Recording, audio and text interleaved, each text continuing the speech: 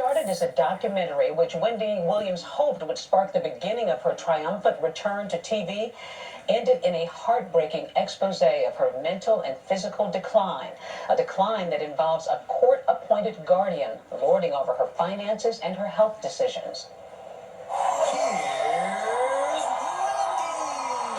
For 12 seasons, she reigned supreme on her unflinching, unapologetic daytime gossip fest, The Wendy Williams Show, with that signature greeting. How you doing? How you doing? How you doing? No celebrity off limits during her often scorching hot topics. Mariah, I don't know who you think you're fooling with this one. But this morning, the 59-year-old self-proclaimed queen of all media is herself the hot topic in a jarring new Lifetime documentary, Where is Wendy Williams?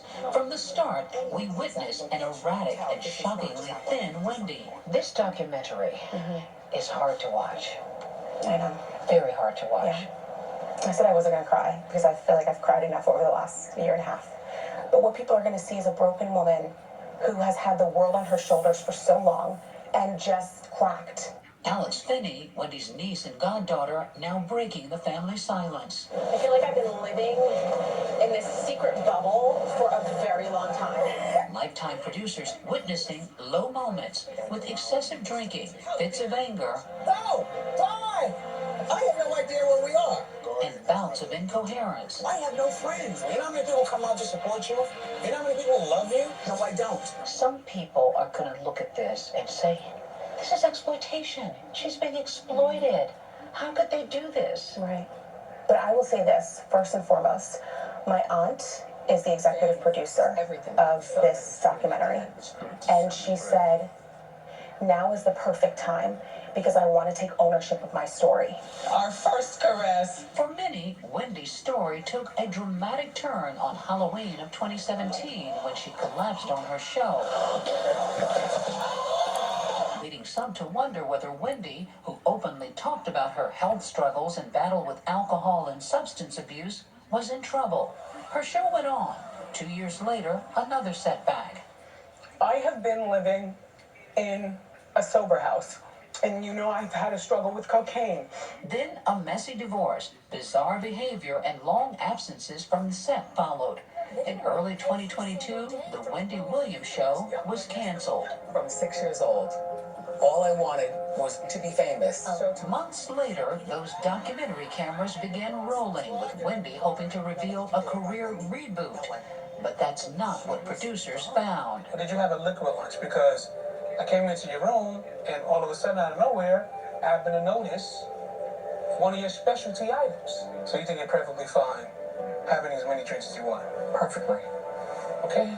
But I'm just going to put it downstairs and keep it cool. Keep it there. Okay. Is she an alcoholic? So in terms of being an alcoholic, I don't want to categorize her because I'm not a medical professional, but what I can say is that my aunt has had some unhealthy habits when it's come to alcohol. They discovered a lonely, agitated woman. People will look at this documentary and wonder, where's her family? Right.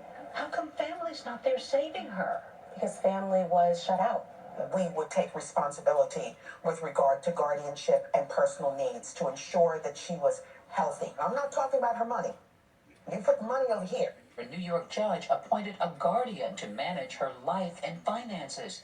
That action coming after her bank, Wells Fargo, claimed in 2022 court documents that Wendy was a victim of undue influence and financial exploitation. The court is going to look at the best interest of the individual. It will be based on the evidence that was presented as to how the family was helping Wendy Williams at the time. If it happens to me, it could happen to you. Overnight, Wells Fargo telling ABC News this matter was conducted under seal. Any claims against Wells Fargo have been dismissed. There was talk that Wells Fargo got involved in this because they thought either her son, Kevin Jr., or somebody was taking advantage of her financially. Yeah. Do you know that to be true? So I personally have not seen family taking advantage of my aunt's money. I haven't. Have you ever taken money from your mother's account? Now without her consent. Family members insisting their biggest concern is Wendy's well-being after noticing her apparent cognitive decline. During this filming, at what point did you know something was seriously wrong? Oh, right off the bat. when I saw her, she didn't have to say one thing. I knew that every cylinder is not firing the way it should. You are bigger than this. You are better than this. You are smarter than this. You are stronger than this.